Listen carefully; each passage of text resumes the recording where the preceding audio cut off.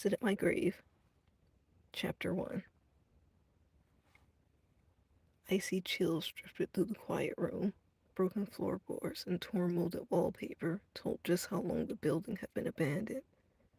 Every movement seemed to echo through the eerie place. Hands, no matter how stiff they tried to be, would shake ever so often, and no matter how many times those shadows were checked, it always felt as though something was hiding there, just waiting, hoping you'd keep your gaze away just long enough.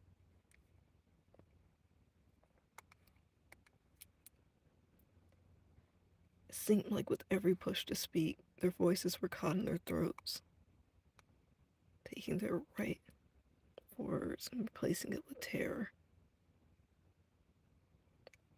I want to go home. Words finally broke through. They were quiet and meek, afraid to strike up any type of anger, but at least, with another human's voice, a bit of courage stirred up.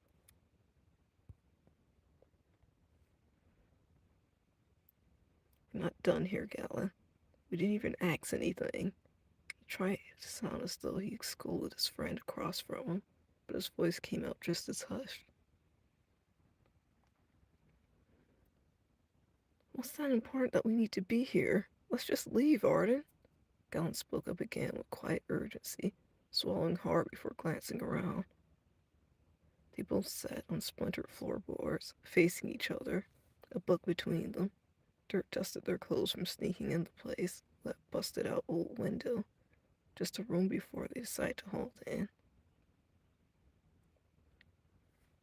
Why come out if we didn't finish what we started? Now let's get to it. Say it only works if more than one person reads it together, Arden responded. Galen gritted his teeth behind his lips to stop the chatter as he watched Arden, slowly moving his finger through the pages of the book, guiding his eyes to the lines, making sure they didn't mess up. They couldn't afford to.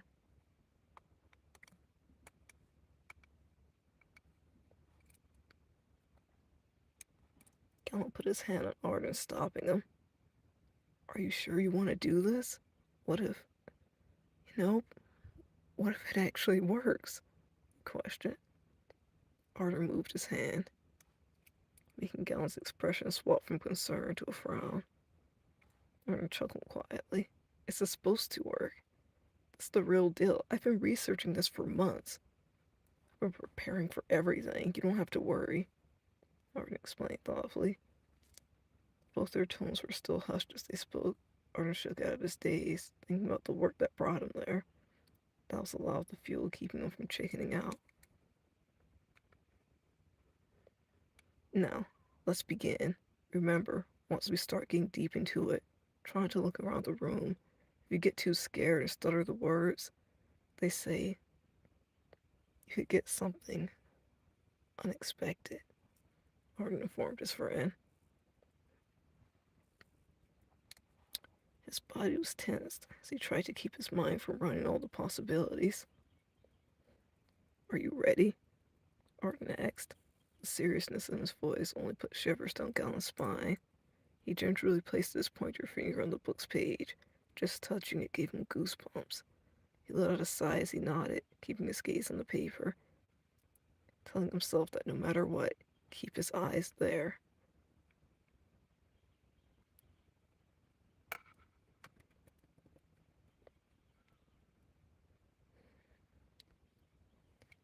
I beg of thee, bid my ears to hear, eyes to see. Power, grant me the power. Spare me, do not harm me. Grant what I wish. I beg to become part. Open thy world, remove my chains, null my barriers. Arden and Galen's voices merged together as they read, fingers moving in unison as they finished the first paragraph. Was it working? The room seemed to almost be swaying, heads feeling warm despite the chill in the air. Perhaps it was just their own fears. Galen heard movement in the other room, but he kept his gaze down at that paper. Even if his fingers shook, him and Arden both took deep breaths, swallowing as they prepared to read the next part, being sure they wouldn't mess it up. The noise, that awful noise. It got louder, more defined. The floor creaking and squeaking, oppressing weight as something creeped over closer. The entrance to the room they sat in, it was right behind Arden. Galen tried to ignore it, but he couldn't stop the anxiety consuming him. It sounded like someone was coming in there. He couldn't tell if he was just being paranoid, or if Arden was being too stubborn to even show that he heard it too.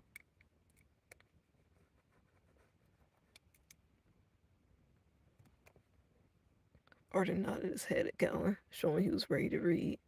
Galen nodded back, but he was struggling. They were sitting prey, and Arden wasn't even doing anything about it. Grant me glimpses into thy sacred world. Turn aside the crimes of flesh. Make me become one with what I do not know. Expand what I am to where they all live, where they all hide. As they read, Galen heard the creaky door behind Arden open. His body tensed. Nervous beads rippled to his skin. He couldn't look. He kept his head down, his heart beating so hard it hurt as his body began to tremble.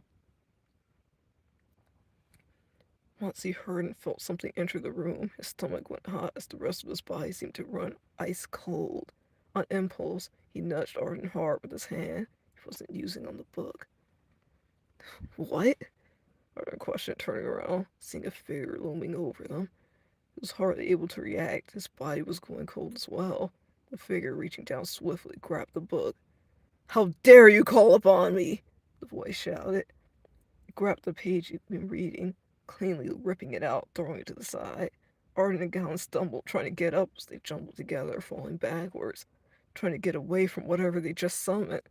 Speak! It again yelled. We're sorry, Galen quickly said, closing his eyes as they were backed into the corner of that tiny room. I, I, I, I just... Arden stuttered. Suddenly, the figure began laughing. Galen was about to ask for their lives again, when Arden stopped him. He squinted his eyes, the voice now being familiar to him. Read, Arden said with contempt. The fear replaced quickly with anger. He shined the phones on their grinning faces. Mom told me to come get you, Reed announced, tilting his head to one side, a smirk plastered on. Thank goodness it was just you, Galen said, still shaken up. Next time, call me instead of walking in here. You screwed everything up, Arden said bitterly. Reed trembled in fake fear. Really hard for me to be intimidated. You're about to wet yourself just a couple of minutes ago, Reed mocked him. Arden grimaced as Reed turned his back. I'm not waiting all night. Get a grip. Let's go, Reed told him as he began to walk out. Arden and Galen followed before Arden paused to gather his book, his surprise finally wearing off as he gazed at it. You ripped the page out? Arden questioned. Shock and anger was growing in his tone and expression. So I did. You need to stop messing around with that stuff anyway. You're not supposed to be afraid of your own hobby, Reed mocked him. What are you, brain dead? Do you have any idea how long it took me to even find that book? How much longer it actually took me to get it into my possession? Arden yelled. Am I brain dead? You're the one spending your time looking at these dorky books. You don't even like them. You're afraid of them, Reed taunted. Guys, come on, let's just get out of here. I gotta get home. Galen interrupted their bickering. I'll guide you guys out, your knight in shining armor, Reed grinned, leaving out, climbing out of the bluish window. Galen trailed behind him, Arden following after him. Who does he think he is? Bitter thoughts ran through Arden's head, staring at Reed as they walked across the grass and broken glass. Hop in, let's hit it, Reed said, getting into his multicolored car. Galen grabbed onto the door handle, ready to leave as soon as possible.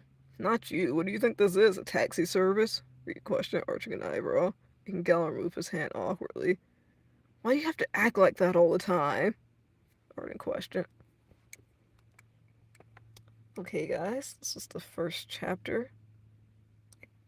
It's pretty short, than I remember, so I guess I'll be moving on to the second one, and then I'll stop after that.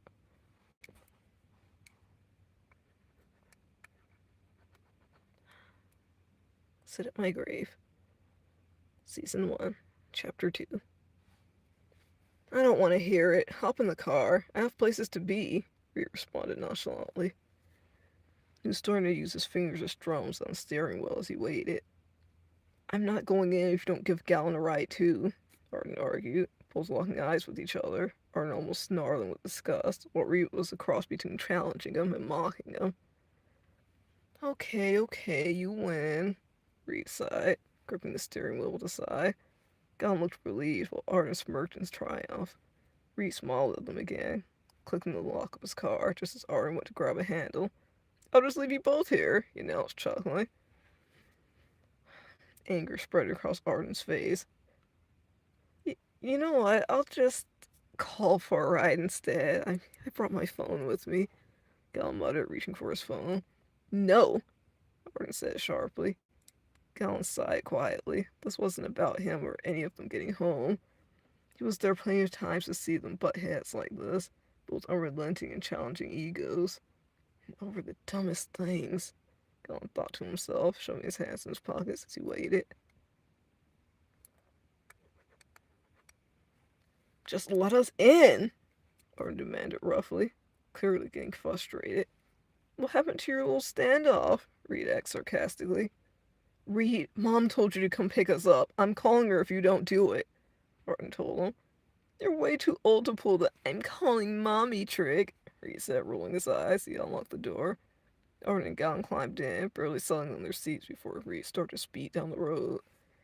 You're way too old for it to work, Arden muttered with a annoyed snark.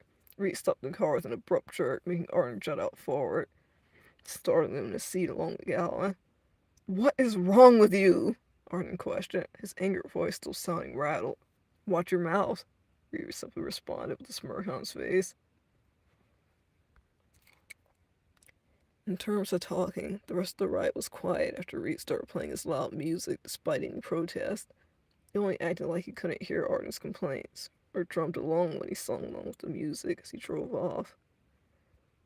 Gallon eventually began keeping his focus on his phone, and it was clear that Arden didn't even want to try and talk to him. Arden, on the other hand, stared out the window, his fingers patted. Frick, sorry guys. Arden, on the other hand, stared out the window. He stared out over there, looking at the. I can't speak. Arden, on the other hand, stared out the window, his fingers digging into the spine of his book.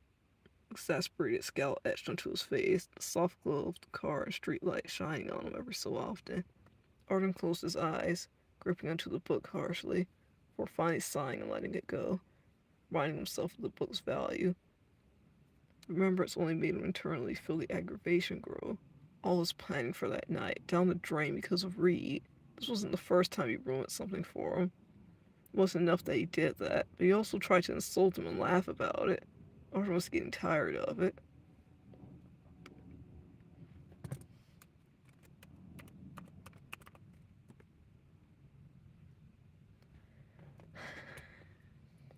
Good morning. Did you sleep well?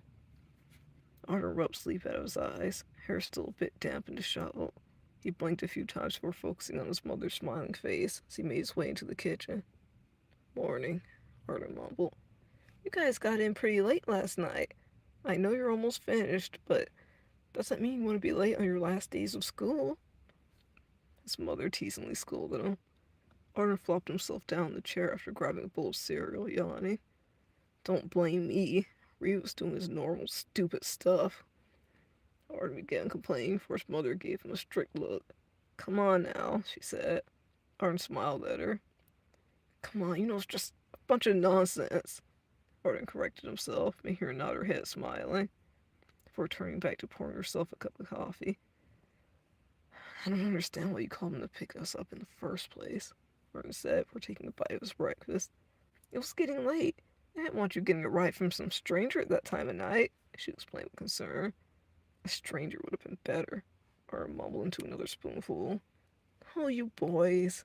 She laughed it off before sitting across from Arden. Before you leave, you might want to take these with you. You can write whomever's name on it, and the little personalized part, Arden's mother said, voice almost squealing with excitement. She gave Arden a little stack of white and baby blue invitation cards. You could write, "To my beautiful mama," or just be formal with a "To Renly Adler," she joked, chuckling a bit before taking another sip of her coffee, watching Arden look over the invitation cards. "Are these for graduation?" he questioned, arching an eyebrow. "I've been waiting on this day for so long, thinking you have all the freedom in the world." He finally, after he finally walked across that stage, he could at last focus on what he truly wanted. No more having to deal with the stress of other people, grades, and being forced to follow a schedule and fit into a mold. "Did you not expect it to come so fast? I've been trying to remind you," Renly said, seeing the look on his face. His gaze stuck staring at those cards. "It can't come fast enough," Arden shook out his daze and replied. Arden glided through, getting ready for the rest of his day. He finished up breakfast, fixed his hair, got his backpack, even had a little time to finish writing names in the invitations. His mind on thinking of after graduation rather than getting there. "Have a good day, sweetie. Don't forget Reed's invitation," Renly said, hugging Arden. The relaxed look on his face shifted upon hearing that. "Don't pull that face," Renly warned him. "It's my graduation. Why should I have to invite him?" Arden asked bitterly. "You're supposed to invite family. Don't you want everyone there?" Renly asked, frowning, folding her arms. "I don't want him there. He doesn't want to be there, so why bother?" Arden questioned. "Reed hasn't missed one event from school, so don't tell me he doesn't want to be there. I won't hear it," she argued, putting her hands up. "Yeah, if they were to mock me any way you could. Look, I'm gonna be late. Don't listen to me. The day will go a lot smoother if he just stays away from the whole place," Arden said before going out the door. But Renly tried to convince him, and the door was shut in her face before she could argue any further. Renly went to grab her purse off the kitchen counter and noticed a leftover unmarked invitation on the table. She grabbed a pen, writing, "To Reed. Hope you can make it." She smiled, planning on giving it to him later.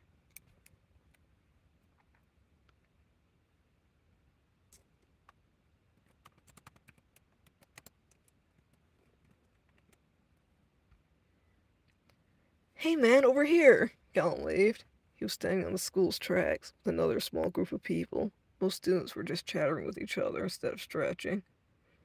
"PE? Really?" Arden asked as he approached Gallon.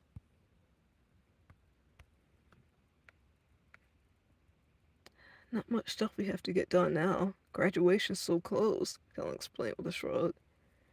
"How about one of those cruddy school parties for old time's sake, instead of making us sweat?" Arden questioned with a sigh. Gallon chuckled. "It's fine. I mean, we won't get a chance to do this again. Besides, the school's hosting a banquet at the graduation anyway," Gallon told him as he began stretching. "Banquet, huh? That sounds good at least. But honestly, I can't wait to never see this place again," Arden said, not bothering to stretch much, shoving his hands in his pockets as he just looked around, squinting his eyes from the bright sun, watching as the students ran around signing each other's final yearbooks. "Well, it could be better, but I don't mind school that much," Colin chuckled, starting to walk down the track with Arden. "What do you mean?" Arden asked. "I've mentioned it a lot, but I want to be a teacher," Colin told him, giving Arden an uncomfortable smile when he frowned at him. "I don't know why. Explaining boring stuff to a bunch of stupid, disrespectful kids all day, it seems exhausting." Arden shuddered. "Well, I mean, I guess it's not for everyone, but educating the next generation educating the next generation sounds so rewarding. All the mistakes our teachers made. I mean, maybe I can do a better job and really help people," Kel explained, smiling as he got a little lost in thoughts. Arden did a half smirk. "Maybe," he mumbled. "Does that mean you're going to college, teaching degree and all that?" he asked. "Yeah, I mean, I plan to, but what about you?" Kel asked, glancing at him.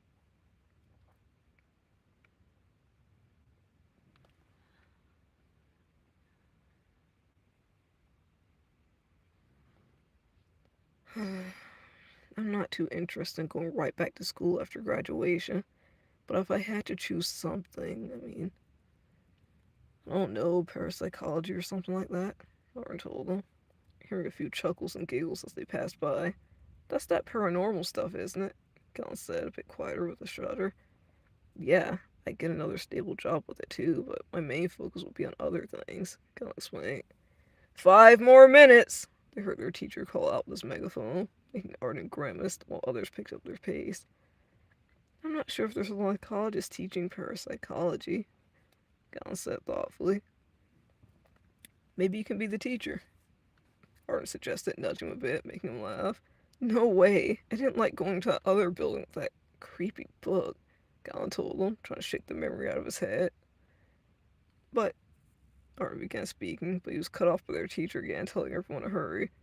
Come on, let's hustle, Galen whispered. Can't wait to be done with this place, Arden grumbled, both starting to jog down the track, although Galen put in way more effort.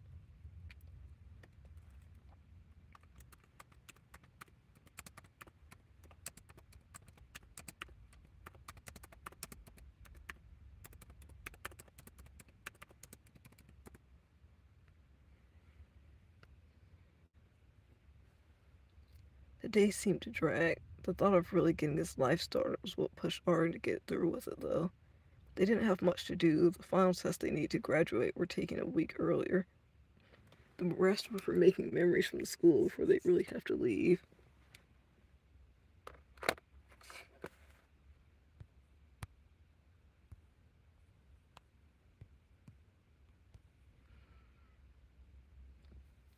Hey, did you see what you're most likely to do was? Galen asked, meeting back up with Arden in the halls. It was loud in there, people laughing, taking pictures. Some were even crying. The what? Arden questioned. You know, look, I was voted most likely to get married early. Weird. I don't even have a girlfriend. Galen laughed, showing off his yearbook. Why not? You get along with a lot of people, Arden questioned while he looked over the book, dodging people while they walked. Well, Galen said thoughtfully, other things take priority, I guess, he said with a shrug. I understand that. It's the same for me, Arden agreed, hearing a group of girls giggle from behind them before dispersing, gathering back up further in front of them, whispering to one another. Well, here we are, last class of the day, Galen said as they approached the room. He glanced at Arden, almost trying to figure out what he was thinking. Sooner we get this stuff done, sooner we're out of here, Arden responded, glancing back at him. Galen nodded before they walked in together.